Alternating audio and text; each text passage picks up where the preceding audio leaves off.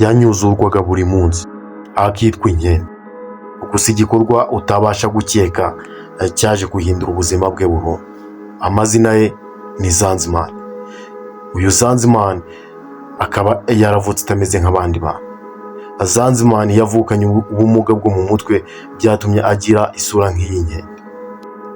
Nanone ubwo bumuga bwo mu mutwe bwagize ingaruka ku mitekerereze y'ubwonko, byatumye atabasha kwiga nk'abandi. Igihe abandi bantu bamubonaga, cyane cyane biganjemo abana, bamufataga nk'aho atari ikiremwa muntu. Baramutotezaga, bakamukubita, bakamwiruka inyuma. Ibi byatumye Zanziman atabasha kubyihanganira, bigatuma ajya kwihisha mu ishyamba. Mama we niwe muntu wenyine wamushyigikiraga. Mama wa Zanziman yageragezaga uko ashoboye akamujyana ku ishuri, gusa abarimu bakamwanga, bakavuga yuko Zanziman adafite ubwonko buhagije. Gusa mama wa Zanziman yamufataga nk'impano yahawe n'Imana. Umunsi umwe ubuzima bwa Zanziman bwaje guhinduka burundu. Zanziman bamutumiye mu kiganiro cyo kuri televiziyo.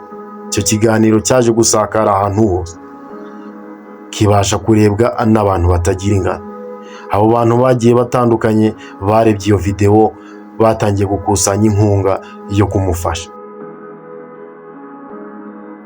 Abashijwe gukusanya inkunga ingana n'ibihumbi 16 by'idolari, mu manyarwanda asaga miliyoni 17. Ayo mafaranga babashije kuyaguramo inzu yo kubamo n'amatungo yo mu rugo, byatumye babaho mu buzima bwiza. Kuri uyu munsi Zanziman asigaye yambara kositimu akagenda mu muhanda yishimye nk'abandi bantu. Afite igare agendaho, asigaye ajya kwiga